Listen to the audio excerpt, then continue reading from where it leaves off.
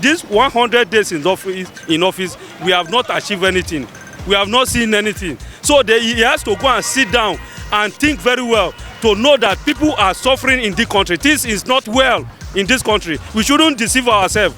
People park their car.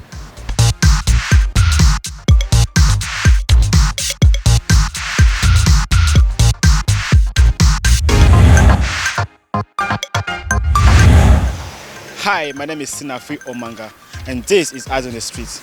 It is 100 days of President Tinubu's administration. What are the things you like so far about it? And what are the things you want done differently? Let's hit the street as you hear from Nigerians. Tinubu regime, actually, I myself, I vote for Tinubu, but actually the regime was what we are spending for transport now is high. So I didn't expect that from the government, because I vote for him and I campaign for him too. Because before I spent 600 naira every day, but now I spend more than 2,000 naira. And then a lot of things are expensive. A day mostly lasts like Buhari regime, I chop like 3 times a day with my family. But for now, I chop once a while because of the economy and everything is high. So we didn't expect that from the government. His Excellency is working and he's trying to put the country in order, but a lot of people are suffering. A lot of people are trekking. Mostly with the fuel issue, they should look into it. They should look into the fuel issue. The fuel is increasing day by day, and everybody is not mobile. Not everyone that is mobile. Most people are entering the public transportation, so they should look into the fuel matter. There should be a decrease or something. Well, you've seen now, even before now, we've been complaining of bad economy, insecurity and all of that. But the moment he stepped into office, that very first day, he was sworn in. The same day, he removed fuel and subsidy.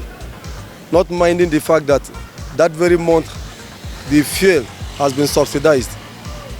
So that alone, the ripple effect of that loan alone is much on the people. Insecurity is everywhere. So for me, I would advise him to step in with more effort, beef up more security so that he can fight insecurity, fight corruption, and then think of what to do. Palliative, nobody is sick. It is only when you are sick that you are asked to be given palliative, just to ease off the pains for the moment. But right now, the country is looking for solutions to Nigeria's problems. So it is easier to destroy than to build.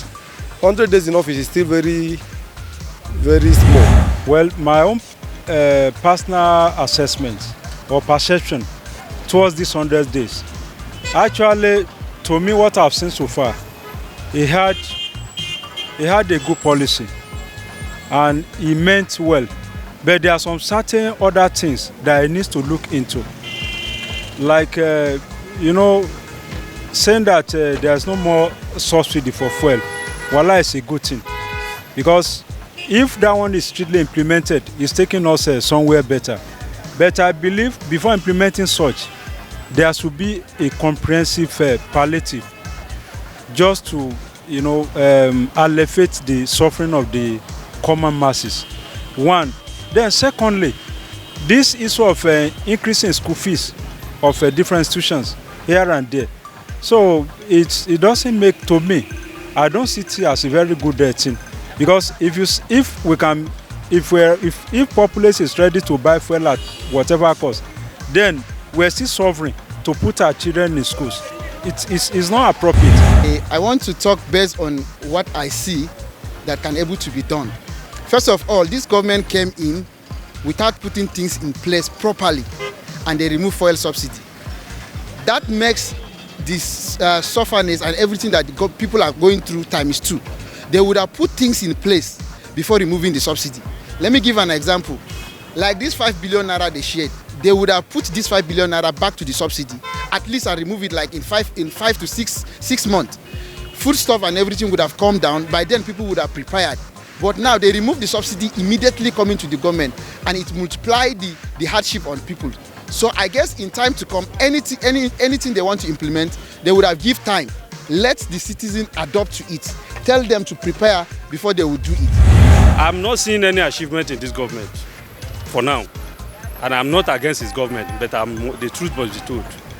You are removing the subsidy, you are giving money to a governor in a state that at the end of the day, they will embezzle the money. At the end of the day, the masses are suffering. They are not using the money to develop the country. They are not using the money to build more company for the masses, to create employment opportunity. As I speak with you now, if a woman is under a labor and you want to take the woman to the hospital, the transport alone is another problem. People are there suffering. The sick ones are there. They cannot move from one place to another. Youth are hungry. It's causing a lot of atrocities in the city, in the town, because there is hungry everywhere.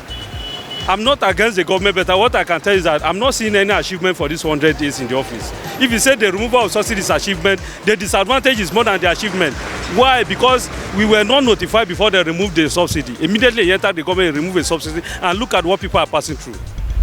For me, I think the two big things that he has done, bitter as they may appear, I'm talking about the regulation of the downstream oil sector, removing the subsidy, and then also trying to merge the single rate for the foreign exchange. I think it's actually a right step in the right direction. The only thing is that when you take the subsidy away, there has to be a way through which the populace, the citizens, will have a feel of it. So the government should try as much as possible and say, okay, if you take the subsidy away from them through the regulation, then find a way to empower them to be able to buy the fuel. So by taking the subsidy away, you are not subsidizing for the what I call the neighboring countries. The neighboring countries that are relying on our oil. So now that you have taken it away from the citizen, find a way to empower the citizen to have the money to be able to buy this fuel. Nigerians hold different views of the 100 days of President Tinubu's administration, but they are waiting for him to deliver on his promises of tackling insecurity, improving the economy, improving the health sector, improving the educational sector, among other things. For more on Eyes on the Streets, visit us on our social media handles. My name is Nafi Omanga. See you again next week for another interesting edition of Eyes on the Streets. Bye for now.